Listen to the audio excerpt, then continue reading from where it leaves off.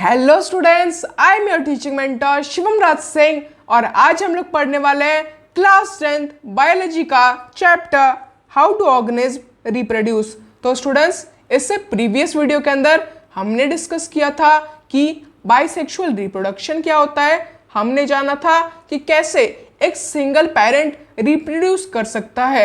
हमने जाना था कि कैसे रिप्रोडक्शन अलग अलग वेरियस टाइप से परफॉर्म होता है एक एसेक्सुअल बीइंग के अंदर, एक एसेक्सुअल ऑर्गेनिज्म के अंदर। ये सारी चीजें हमने प्रीवियस वीडियो के अंदर जान ली थी और इस वीडियो के अंदर हम लोग डिस्कस करेंगे कि सेक्सुअल रिप्रोडक्शन क्या होता है। हम जानेंगे कि प्लांट्स के अंदर एक्चुअली रिप्रोडक्शन परफॉर्म कैसे होता है। ये सारी चीजें आप इस वीडियो के अंदर जानने वाले हैं, इसलिए इस वीडियो को लाइक जरूर से कर दीजिएगा और हमारे चैनल को सब्सक्राइब भी जरूर से कर दीजिएगा। तो चलिए बिना किसी देरी किए हमारे इस लेक्चर को स्टार्ट करते हैं। तो स्टूडेंट्स, सबसे पहले बात करें कि सेक्सुअल रिप्रोडक्शन आखिरकार होता क्या है, तो इसके कुछ कैरेक्टरिस्टिक्स के बारे में हम लोग पहले बात कर लेते हैं। First, in sexual reproduction two parents, a male and a female parent are involve. यहाँ पर दो पेरेंट, एक मेल एंड एक फीमेल पेरेंट इन्वॉल्व होता है। Gametes formation occurs through mitosis cell division. Gametes का फॉर्मेशन भी होता है माइटोसिस सेल डिवीजन के through. Male gamete called sperm and female gamete called ovum और egg are formed in respective parents. दोनों parents के अंदर कुछ कुछ गैमेट्स और कुछ सेक्स ऑर्गन्स का फॉर्मेशन होता है। मेल पेरेंट के अंदर स्पर्म्स का फॉर्मेशन होता है जो कि मेल सेक्स सेल है एंड फीमेल्स के अंदर ओवम या फिर एग का फॉर्मेशन होता है जो कि फीमेल सेक्स सेल है। वही बात करें कि fertilization take place to form zygote. जब भी इन दोनों के बीच फर्टिलाइजेशन होता है, यानी कि जब भी स्पर्म जाइगोट में मिलता है और जब भी ओवम के साथ वो रिएक्ट करता है, तब एक जाइगोट का फॉर्मेशन होता है। The offspring are genetically and physically dissimilar from the parents. यानी कि जो भी नया ऑफस्प्रिंग बर्थ लेता है सेक्सुअल रिप्रोडक्शन के थ्रू, वो अपने पेरेंट्स से थोड़ा बहुत डिसिमिलर होता है, या तो हाइट के फैक्टर में, या आइज के फैक्टर में, या हेयर्स के फैक्टर में, या कलर के फैक्टर में, कुछ फैक्टर्स में वो अपने पेरेंट्स से टोटली डिफरेंट होता है। More variation are produce during sexual reproduction. Sexual reproduction के अंदर बहुत ही ज़्यादा वेरिएशंस आते हैं ऑफस्प्रिंग के अंदर, यानी कि जो भी ऑफस्प्रिंग होता है वो अपने पेरेंट्स से बहुत हद तक अलग दिखाई देते हैं उनके फिजिकल एंड उनके बायोलॉजिकल फैक्टर्स के अंदर। Small numbers of offspring are produced. जो अभी ऑफस्प्रिंग होते हैं वो बहुत ही लेस नंबर्स के अंदर प्रोड्यूस होते हैं। And parent cares in presents, यानी कि उन्हें जब भी उनका जन्म होता है तो उन्हें एक पेरेंटल केयर की बहुत ही ज़्यादा ज़रूरत होती है। वहीं बात करें कि mitosis and meiosis cell division आखिर होता क्या है, तो माइटोसिस सेल डिवीजन के अंदर ओनली वन डिवीजन होता है एंड मियोसिस सेल डिवीजन के अंदर टू डिविजन्स होते हैं। Number of chromosome remains the same and number of chromosome become halved. Mitosis के अंदर जो भी क्रोमोसोम का नंबर होता है वो कभी भी डिफरेंट नहीं होता है, वो बिल्कुल सेम रहता है। लेकिन मियोसिस के अंदर जो नंबर ऑफ क्रोमोसोम रहता है वो टोटली डिफरेंट हो जाता है, हाफ हो जाता है number of chromosomes. The daughter cells are formed. यहाँ पर 2 डॉटर सेल्स का फॉर्मेशन होता है, वहीं पर मियोसिस के अंदर 4 डॉटर सेल्स का फॉर्मेशन होता है। वहीं बात करें मियोसिस सेल डिवीजन की, तो it take place in both haploid cell and diploid cell, but meiosis cell division is only place in diploid cells. यानी कि मियोसिस तो हर जगह होता है, यानी माइटोसिस डिप्लॉइड एंड हैप्लॉइड दोनों सेल्स के अंदर होता है, बट मियोसिस सिर्फ और सिर्फ डिप्लॉइड सेल्स के अंदर ही होता है।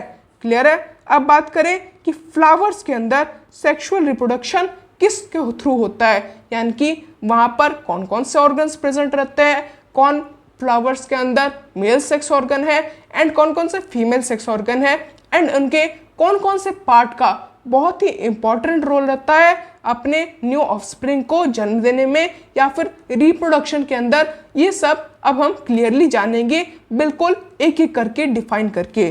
पहले बात करें कि जो भी फ्लावर्स के अंदर जितना भी रिप्रोडक्शन होता है किसी भी प्लांट का, वो मेनली फ्लावर के अंदर ही परफॉर्म होता है। अब एक प्लांट के अंदर मेनली दो तरीके से रिप्रोडक्शन होता है, पहला बाइसेक्सुअली एंड दूसरा यूनिसेक्सुअली।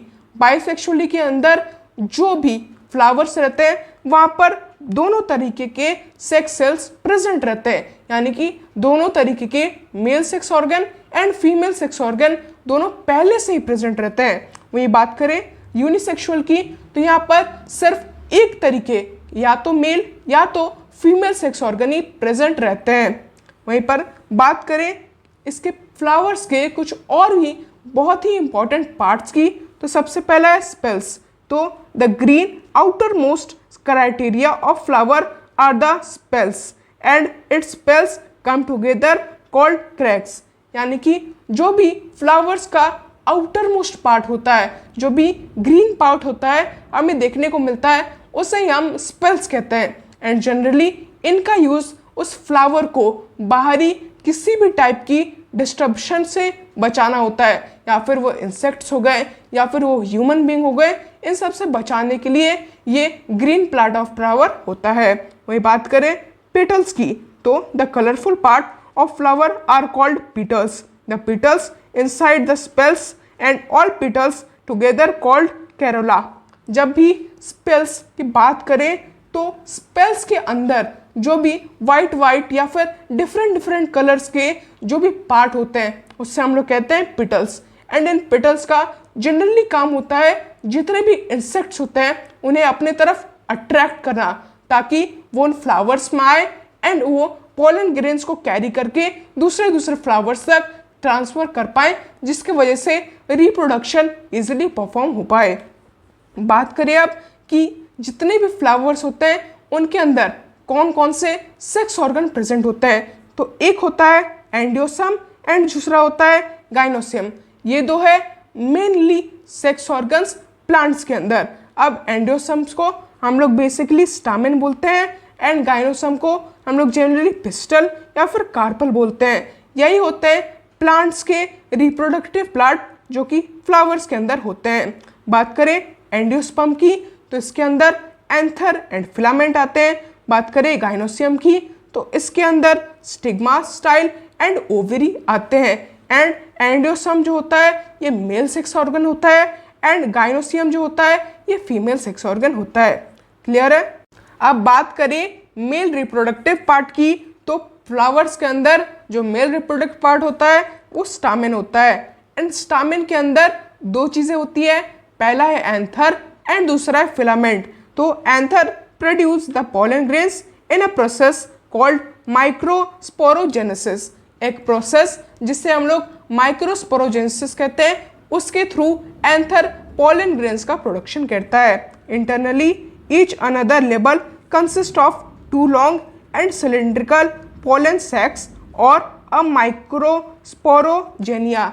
जो भी पोलन ग्रेन्स होते हैं उनका प्रोडक्शन दो लंबे एंड सिलिंड्रिकल सैक्स के अंदर होता है एंड जिसे हम लोग माइक्रोस्पोरोजेनिया भी कहते हैं। The filament is long and cylindrical stack is support the anther.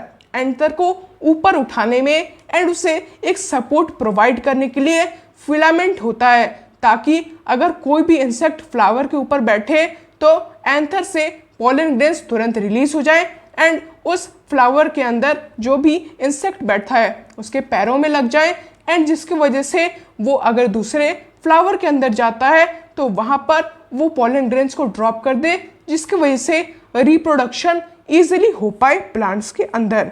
बात करें फीमेल रिप्रोडक्टिव पार्ट की, तो एक होता है ओवरी, दूसरा है स्टाइल एंड तीसरा है स्टिग्मा।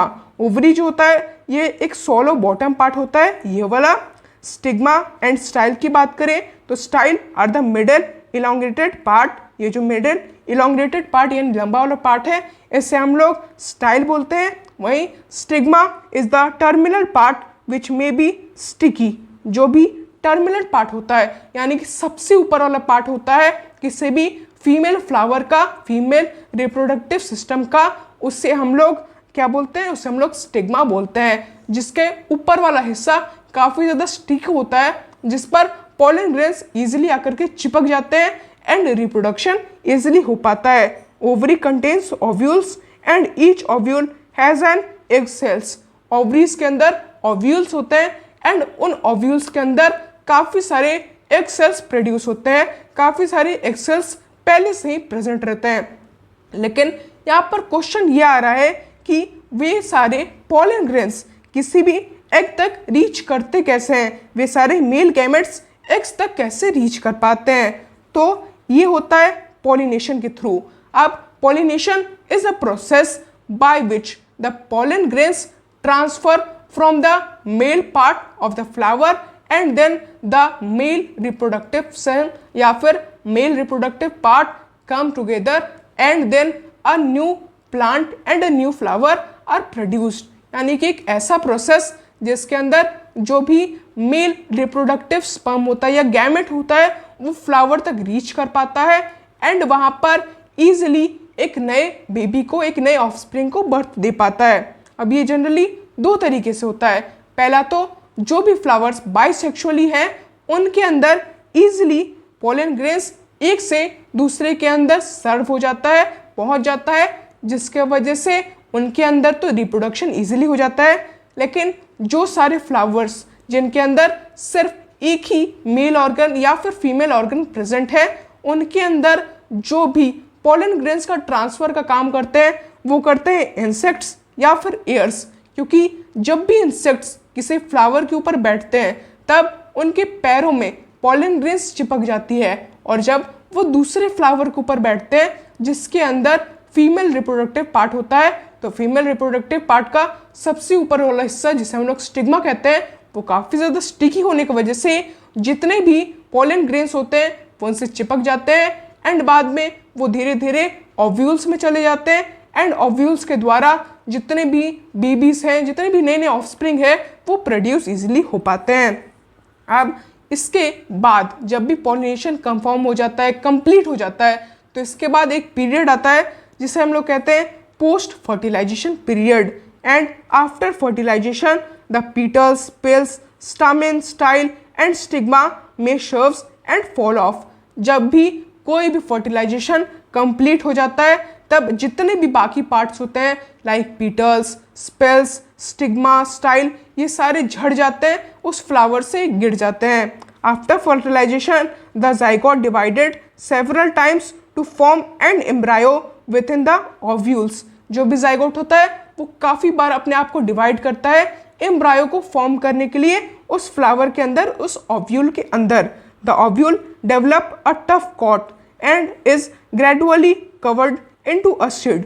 वो भी जो ओव्यूल होता है वो एक टफ कोट के अंदर कन्वर्ट हो जाता है एंड सीड का रूप ले लेता है। While the seed get suitable condition like water, air, warmth etcetera, तो it generally a new plant grown. तब जब भी उन सीड्स को एक सूटेबल कंडीशन मिलती है like air, water and proper care, तब वो धीरे धीरे सीड्स प्लांट के अंदर कन्वर्ट होने लगते हैं एंड जिससे एक नया प्लांट एंड धीरे धीरे एक नया ट्री कंप्लीट हो जाता है, नया ट्री बन जाता है। अब बात करें कि ये जनरली होता कैसे है, ये सारे प्रोसेस को हम लोग एक बार फिर से देख लेते हैं। तो पोलन ग्रेन्स जाता है फीमेल सेक्स ऑर्गन में एंड वहाँ पर स्टिग्मा प्रेजेंट रहता है जिस पर वो स्टिक हो जाता है। बाद में ये जो सोलो बॉटम पार्ट है ये उससे चला जाता है हमारे ओवरी के अंदर। ओवरी के अंदर प्रेजेंट होते हैं ओव्यूल्स जिसके अंदर एग्स होते हैं एंड बाद में ये सारे ओवरीज एंड ओव्यूल्स के साथ वो पोलन ग्रेन्स मिक्स हो जाते हैं एंड बाद में एक जाइगोट का फॉर्मेशन करते हैं एंड वही जाइगोट अपने आप को कई बार ज़्यादा डिवाइड कर लेता है एम्ब्रायो का फॉर्मेशन करने के लिए एंड बाद में धीरे धीरे वो एक नया फ्रूट का रूप ले लेता है। जो भी ओवरी होता है वो फ्रूट बन जाता है, एक नया फ्रूट हो जाता है एंड जो भी ओव्यूल्स होते हैं ओवरी के अंदर वो एक टफ कोट के रूप में कन्वर्ट हो जाते हैं जिसे हम लोग सीड्स कहते हैं। तो बेसिकली प्लांट्स के अंदर रिप्रोडक्शन इसी टाइप से, इसी स्टेप से होता है। अब बात करें जर्मिनेशन ऑफ सीड्स की कि सीड्स एक्चुअली जर्मिनेट होते क्या हैं। जब उन्हें सूटेबल कंडीशन मिल जाता है तो वो कैसे अपने आप को एक प्लांट के अंदर कन्वर्ट कर लेते हैं। तो germination begins with the seeds observe water, soils and burst through the seed coat. जब भी कोई सीड को एक सूटेबल कंडीशन मिल जाता है like water, air and warm, तो वो एक वाटर को अब्जॉर्व कर लेता है अपने अंदर एंड वो सीड बर्स्ट हो जाता है, अपने टफ कोट को हटा देता है अपने ऊपर से। The water help the enzymes to function in the seeds and the enzymes digest the stored food in the साइटोरेन एंड मेक इट सॉल्युबल। यानी कि जो भी वाटर होता है वो सारे एंजाइम्स को फंक्शन करने में वर्क करता है एंड धीरे धीरे उस सीड्स के अंदर जो भी फूड पहले से स्टोर रहता है, जो भी फूड्स इतने टाइम के लिए स्टोर रहता है कि वो बाहर निकल करके अपना खाना खुद से क्रिएट ना कर पाए, तब तक सीड्स उन्हीं फूड को यूज़ कर पाते हैं एंड जब वो एक नए प्लांट का रूप ले लेते हैं तो धीरे धीरे वो खुद ही अपना खाना बनाने लगते हैं by the process of photosynthesis. The soluble food make the rhodes and the plum present in the seed to growth। वो फूड धीरे धीरे सीड की ग्रोथ में यूज होने लगता है। तो स्टूडेंट्स, इस वीडियो के अंदर इतना ही। इस वीडियो के अंदर हमने जाना कि कैसे प्लांट्स के अंदर रिप्रोडक्शन होता है, कैसे सेक्सुअल रिप्रोडक्शन एसेक्सुअल रिप्रोडक्शन से डिफरेंट है, ये सारी चीज़ें आपने इस वीडियो के अंदर जान ली। तो अगर आपको ये वीडियो पसंद आई हो तो इस वीडियो को लाइक ज़रूर से कर दीजिएगा और हमारे चैनल को सब्सक्राइब भी ज़रूर से कर दीजिएगा। तो मिलेंगे आपसे नेक्स्ट वीडियो के अंदर, तब तक के लिए धन्यवाद।